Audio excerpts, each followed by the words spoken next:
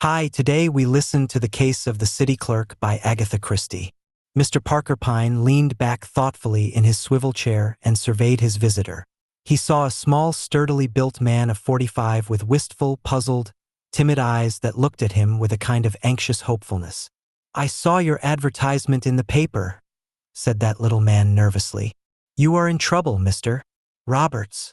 "No, not in trouble exactly." "You are unhappy?" "I shouldn't like to say that either. I've a great deal to be thankful for." "We all have," said Mr. Parker Pyne. "But when we have to remind ourselves of the fact, it is a bad sign." "I know," said the little man eagerly. "That's just it. You've hit the nail on the head, sir." "Supposing you tell me all about yourself," suggested Mr. Parker Pyne. "There's not much to tell, sir. As I say, I've a great deal to be thankful for. I have a job. I've managed to save a little money. The children are strong and healthy. So you want what?" I don't know." He flushed. "I expect that sounds foolish to you, sir." "Not at all," said Mr. Parker Pyne. By skilled questioning, he elicited further confidences. He heard of Mr. Roberts' employment in a well-known firm and of his slow but steady rise. He heard of his marriage, of the struggle to present a decent appearance, to educate the children and have them looking nice, of the plotting and planning and skimping and saving to put aside a few pounds each year. He heard, in fact, the saga of a life of ceaseless effort to survive. "And, well, you see how it is," confessed Mr. Roberts. "The wife's away, staying with her mother with the 2 children. Little change for them and a rest for her. No room for me, and we can't afford to go elsewhere. And being alone and reading the paper, I saw your advertisement and it set me thinking. I'm 48. I just wondered. Things going on everywhere," he ended, with all his wistful suburban soul in his eyes. "You want," said Mr. Pyne, "to live gloriously for 10 minutes? Well, I shouldn't put it like that, but perhaps you're right. Just to get out of the rut. I go back to it thankful afterwards. If only I had something to think about." He looked at the other man anxiously. "I suppose there's nothing possible, sir?" I'm afraid I couldn't afford to pay much." "How much could you afford?" "I could manage £5, sir." He waited, breathless. £5, said Mr. Parker Pyne. I just fancy we might be able to manage something for £5. Do you object to danger?" he added sharply. A tinge of color came into Mr. Roberts' sallow face. "Danger, did you say, sir?" "Oh no, not at all. I've never done anything dangerous." Mr. Parker Pyne smiled. "Come to see me again tomorrow and I'll tell you what I can do for you." The Bon Voyageur is a little-known hostelry. It is a restaurant frequented by a few habitués. They dislike newcomers. To the Bon Voyageur came Mr. Pyne and was greeted with respectful recognition. "Mr. Bonington here?" he asked. "Yes, sir. He's at his usual table." "Good. I'll join him." Mr. Bonington was a gentleman of military appearance with a somewhat bovine face. He greeted his friend with pleasure. "Hallo, Parker. Hardly ever see you nowadays. Didn't know you came here. I do now and then, especially when I want to lay my hand on an old friend." "Meaning me?" "Meaning you. As a matter of fact, Lucas, I've been thinking over what we were talking about the other day. The Peterfield business? Seen the latest in the papers?" "No, you can't have. It won't be in till this evening." "What is the latest?" "They murdered Peterfield last night," said Mr. Bonington, placidly eating salad. "Good heavens!" cried Mr. Pyne. "Oh, I'm not surprised," said Mr. Bonington. "Pig-headed old man Peterfield. Wouldn't listen to us. Insisted on keeping the plans in his own hands." "Did they get them?" "No. It seems some woman came round and gave the professor a recipe for boiling a ham. The old ass, absent-minded as usual, put the recipe for the ham in his safe and the plans in the kitchen. Fortunate. Almost providential. But I still don't know who's going to take em to Geneva. Maitland's in the hospital. Kaslik's in Berlin. I can't leave. It means young Hooper." He looked at his friend. "You're still of the same opinion?" asked Mr. Parker Pyne. Absolutely. He's been got at. I know it. I haven't a shadow of proof, but I tell you, Parker, I know when a chap's crooked, and I want those plans to get to Geneva. The League needs them. For the first time, an invention isn't going to be sold to a nation. It's going to be handed over voluntarily to the League. It's the finest peace gesture that's ever been attempted, and it's got to be put through. And Hooper's crooked. You'll see, he'll be drugged on the train. If he goes in a plane, it'll come down at some convenient spot. But confound it all, I can't pass him over. Discipline. You've got to have discipline. That's why I spoke to you the other day. You asked me whether I knew of anyone. Yes, thought you might in your line of business. Some fire eater spoiling for a row. Whoever I send stands a good chance of being done in. Your man would probably not be suspected at all. But he's got to have nerve.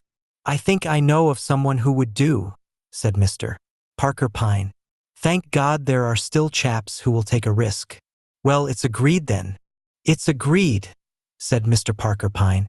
Mr. Parker Pyne was summing up instructions. Now that's quite clear.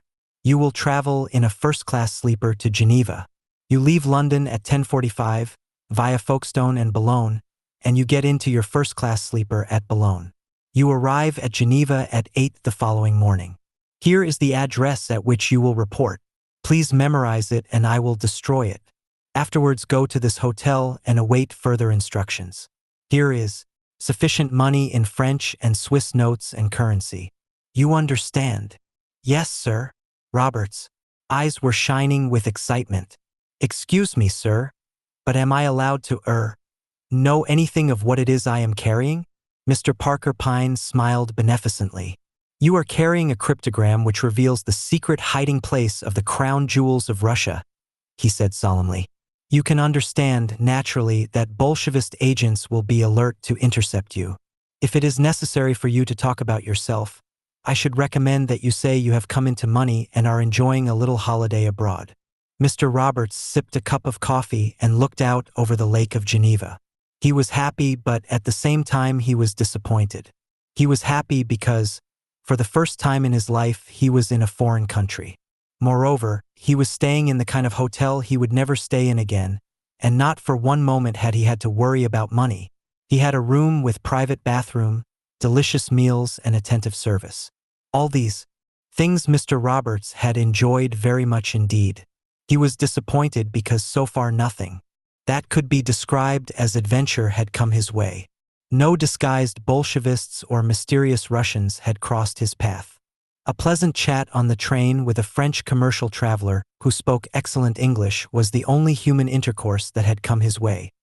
He had secreted the papers in his sponge bag as he had been told to do and had delivered them according to instructions. There had been no dangers to overcome, no hair's breadth escapes. Mr. Roberts was disappointed. It was at that moment that a tall, bearded man murmured pardon and sat down on the other side of the little table. You will excuse me, he said, but I think you know a friend of mine. PP are the initials. Mr. Roberts was pleasantly thrilled. Here, at last, was a mysterious Russian. Chew quite right. Then I think we understand each other, said the stranger. Mr. Roberts looked at him searchingly. This was far more like the real thing. The stranger was a man of about 50, of distinguished though foreign appearance. He wore an eyeglass and a small colored ribbon in his buttonhole. You have accomplished your mission in the most satisfactory manner, said the stranger. Are you prepared to undertake a further one? Certainly. Oh yes. Good. You will book a sleeper on the Geneva-Paris train for tomorrow night. You will ask for berth number 9. Supposing it is not free? It will be free. That will have been seen to. Berth number 9, repeated Roberts. Yes, I've got that. During the course of your journey, someone will say to you, Pardon, monsieur, but I think you were recently at Grasse? To that you will reply, yes, last month. The person will then say, Are you interested in scent? And you will reply, Yes, I am a manufacturer of synthetic oil of jasmine. After that, you will place yourself entirely at the disposal of the person who has spoken to you. By the way, are you armed? No, said Mr. Roberts in a flutter. No, I never thought, that can soon be remedied, said the bearded man. He glanced around. No one was near them. Something hard and shining was pressed into Mr. Roberts' hand. A small weapon but efficacious, said the stranger, smiling. Mr. Roberts, who had never fired a revolver in his life, slipped it gingerly into a pocket. He had an uneasy feeling that it might go off at any minute. They went over the passwords again. Then Robert's new friend rose. I wish you good luck, he said. May you come through safely. You are a brave man, Mr. Roberts. Am I? Thought Roberts when the other had departed.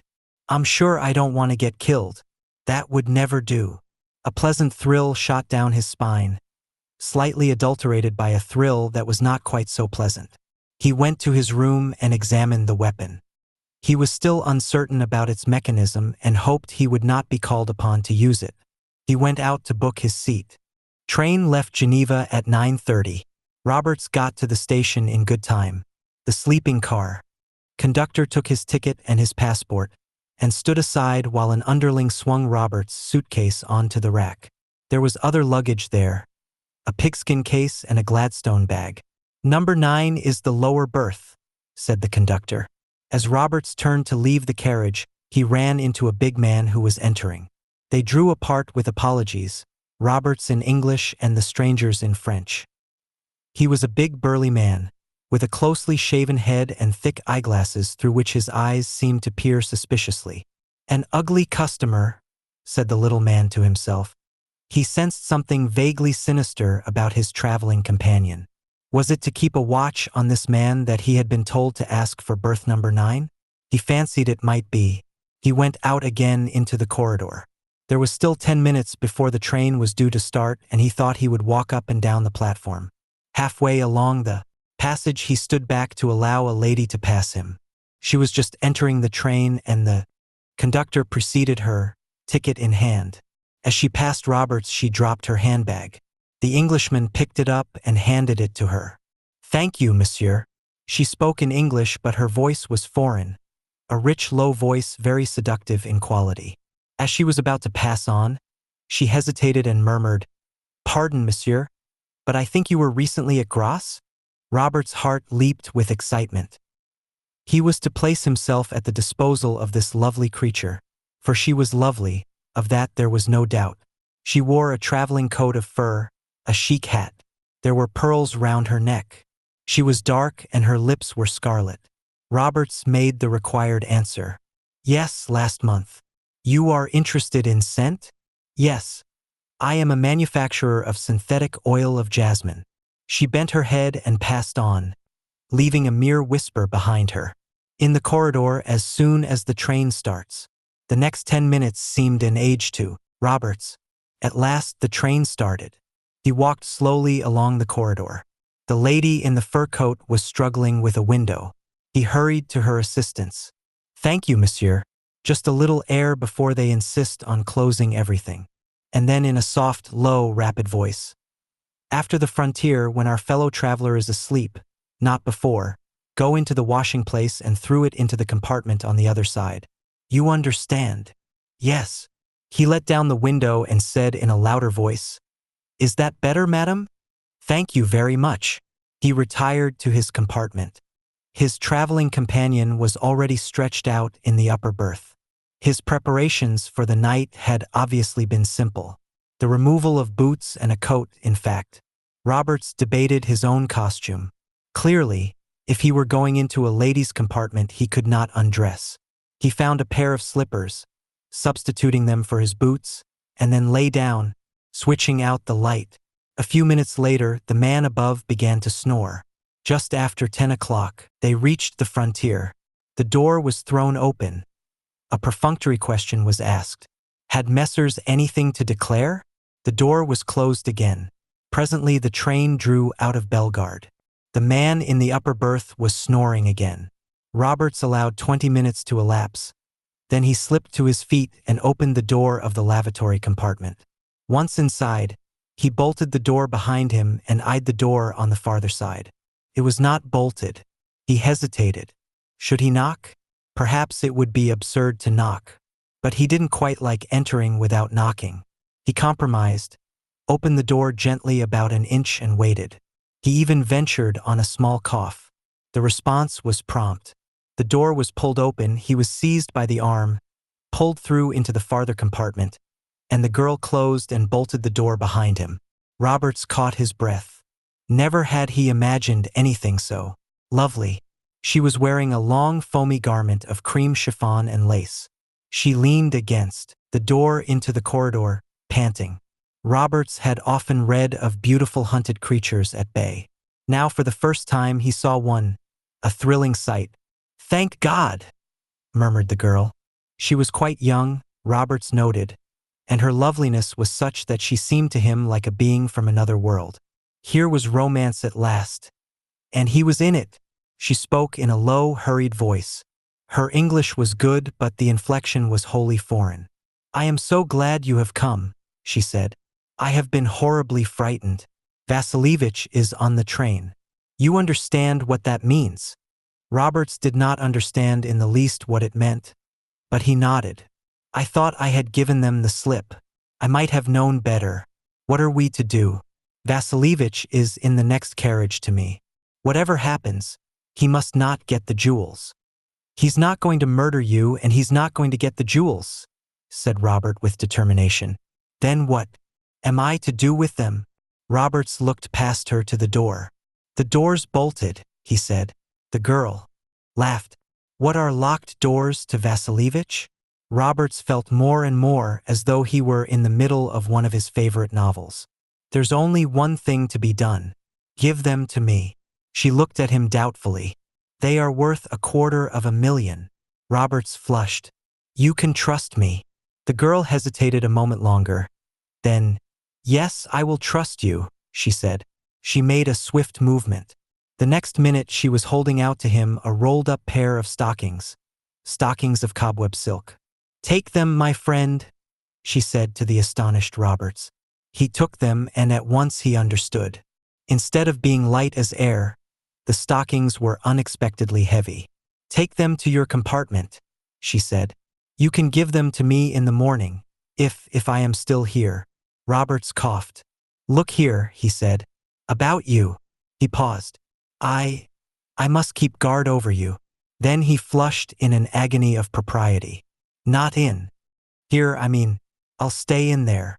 He nodded towards the lavatory compartment. "If you like to stay here." She glanced at the upper unoccupied berth. Roberts flushed to the roots of his hair. "No, no," he protested. "I shall be all right in there. If you need me, call out." "Thank you, my friend," said the girl softly. She slipped into the lower berth, drew up the covers, and smiled at him gratefully. He retreated into the washroom. Suddenly, it must have been a couple of hours later, he thought he heard something. He listened, nothing. Perhaps he had been mistaken. And yet it certainly seemed to him that he had heard a faint sound from the next carriage. Just supposing. He opened the door softly. The compartment was as he had left it, with the tiny blue light in the ceiling. He stood there with his eyes straining through the dimness till they got accustomed to it. The girl was not there. He switched the light full on. Compartment was empty. Suddenly he sniffed. Just a whiff, but he recognized it. The sweet, sickly odor of chloroform. He stepped from the compartment, unlocked now, he noted, out into the corridor and looked up and down it. Empty. His eyes fastened on the door next to the girl's. She had said that Vasilievich was in the next compartment. Gingerly Roberts tried the handle. The door was bolted on the inside. What should he do? Demand admittance? But the man would refuse, and after all, the girl might not be there. And if she were, would she thank him for making a public business of the matter? He had gathered that secrecy was essential in the game they were playing. A perturbed little man wandered slowly along the corridor. He paused at the end compartment. The door was open, and the conductor lay there sleeping. And above him, on a hook, hung his brown uniform coat and peaked cap. In a flash Roberts had decided on his course of action. In another minute he had donned the coat and cap, and was hurrying back along the corridor. He stopped at the door next to that of the girl, summoned all his resolution and knocked peremptorily. When the summons was not answered, he knocked again. "Monsieur," he said in his best accent. The door opened a little way and a head peered out. The head of a foreigner, clean-shaven except for a black mustache. It was an angry, malevolent face. Que ce qu'il y a, et snapped. Votre passeport, monsieur. Roberts stepped back and beckoned. The other hesitated, then stepped out into the corridor. Roberts had counted on his doing that. If he had the girl inside, he naturally would not want the conductor to come in. Like a flash, Roberts acted. With all his force, he shoved the foreigner aside. The man was unprepared and the swaying of the train helped. Bolted into the carriage himself, shut the door and locked it. Lying across the end of the berth was the girl, a gag across her mouth and her wrists tied together. He freed her quickly and she fell against him with a sigh. "I feel so weak and ill," she murmured. "It was chloroform, I think. Did he get them?" Non. Roberts tapped his pocket. "What are we going to do now?" he asked. The girl sat up. Her wits were returning. She took in his costume. "How clever of you. Fancy thinking of that. He said that he would kill me if I did not tell him where the jewels were. I have been so afraid, and then you came." Suddenly she laughed. "But we have outwitted him. He will not dare to do anything. He cannot even try to get back into his own compartment. We must stay here till morning. Probably he will leave the train at Dijon. We are due to stop there in about half an hour. He will telegraph to Paris and they will pick up our trail there. In the meantime, you had better throw that coat and cap out of the window. They might get you into trouble." Roberts obeyed. "We must not sleep," the girl decided.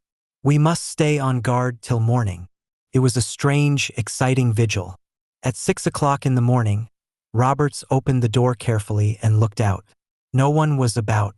The girl slipped quickly into her own compartment. Roberts followed her in. The place had clearly been ransacked. He regained his own carriage through the washroom. His fellow traveler was still snoring. They reached Paris at 7 o'clock. The conductor was declaiming at the loss of his coat and cap. He had not yet discovered the loss of a passenger. Then began a most entertaining chase. The girl and Roberts took taxi after taxi across Paris. They entered hotels and restaurants by one door and left them by another. At last the girl gave a sign. "I feel sure we are not followed now," she said. "We have shaken them off." They breakfasted and drove to Le Bourget. 3 hours later they were at Croydon. Roberts had never flown before. At Croydon, a tall gentleman with a far-off resemblance to Mr. Roberts' mentor at Geneva was waiting for them. He greeted the girl with especial respect. "The car is here, madam," he said. "This gentleman will accompany us, Paul," said the girl. And to Roberts, "Count Paul Stepanier." Car was a vast limousine.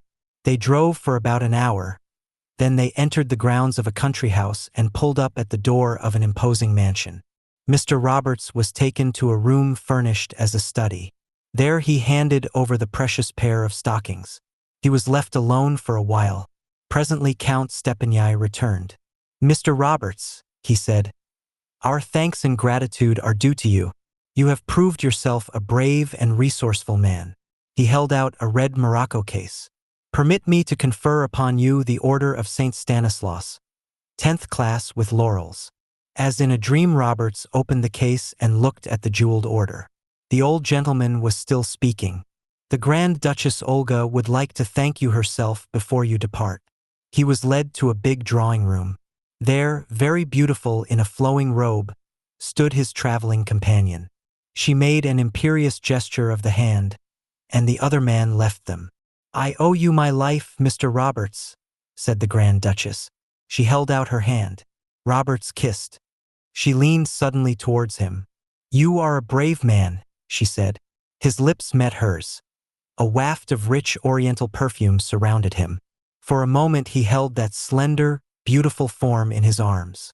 He was still in a dream when somebody said to him, "The car will take you anywhere you wish." An hour later, the car came back for the Grand Duchess Olga. She got into it and so did the white-haired man. He had removed his beard for coolness. The car set down the Grand Duchess Olga at a house in Streatham. She entered it, and an elderly woman looked up from a tea table. "Ah, Maggie dear. So there you are." In the Geneva Paris Express, this girl was the Grand Duchess Olga. In Mr. Parker Pyne's office, she was Madeleine de Serres, and in the house at Streatham, she was Maggie Sayers, fourth daughter of an honest, hard-working family. How are the mighty fallen? Mr. Parker Pyne was lunching with his friend. "Congratulations," said the latter. "Your man carried the thing through without a hitch. Tormally gang must be wild to think the plans of that gun have gone to the League. Did you tell your man what he was carrying?" No. "I thought it better to embroider. Very discreet of you." "It wasn't exactly discretion. I wanted him to enjoy himself. I fancied he might find a gun a little tame. I wanted him to have some adventures." "Tame?" said Mr. Bonington, staring at him. "Why, that lot would murder him as soon as look at him." "Yes," said Mr. Parker Pyne mildly, "but I didn't want him to be murdered." "Do you make a lot of money in your business, Parker?" asked Mr. Bonington. "Sometimes I lose it," said Mr. Parker Pyne. "That is, if it is a deserving case. 3 angry gentlemen were abusing one another in Paris. "That confounded Hooper," said one. "He let us down." "The plans were not taken by anyone from the office," said the second. "But they went Wednesday, I am assured of that. And so I say you bungled it." "I didn't," said the third sulkily. "There was no Englishman on the train except a little clerk. He'd never heard of Peterfield or of the gun. I know. I tested him. Peterfield and the gun meant nothing to him." He laughed. He had a Bolshevist complex of some kind. Mr. Roberts was sitting in front of a gas fire. On his knee was a letter from Mr. Parker Pyne. It enclosed a check for £50 from certain people who are delighted with the way a certain commission was executed. On the arm of his chair was a library book. Mr. Roberts opened it at random. She crouched against the door like a beautiful, hunted creature at bay. Well, he knew all about that. He read another sentence. He sniffed the air. The faint, sickly odor of chloroform came to his nostrils. That he knew all about too. He caught her in his arms and felt the responsive quiver of her scarlet lips. Mr. Roberts gave a sigh. It wasn't a dream. It had all happened. The journey out had been dull enough, but the journey home, he had enjoyed it. But he was glad to be home, again. He felt vaguely that life could not be lived indefinitely at such a pace. Even the Grand Duchess Olga, even that last kiss, partook already of the unreal quality of a dream. Mary and the children would be home tomorrow. Mr. Roberts smiled happily. She would say, "We've had such a nice holiday. I hated thinking of you all alone here, poor old boy." And he'd say, "That's all right, old girl. I had to go to Geneva for the firm on business. Delicate bit of negotiations, and look what they've sent me." And he'd show her the check for £50. He thought of the Order of St. Stanislaus, 10th class with laurels. He'd hidden it, but supposing Mary found it, it would take a bit of explaining. Ah, that was it. He'd tell her he'd picked it up abroad. A curio. He opened his book again and read happily. No longer was there a wistful expression on his face. He, too, was of that glorious company to whom things happened. Please subscribe, like this video for more great audiobook stories, and check my channel.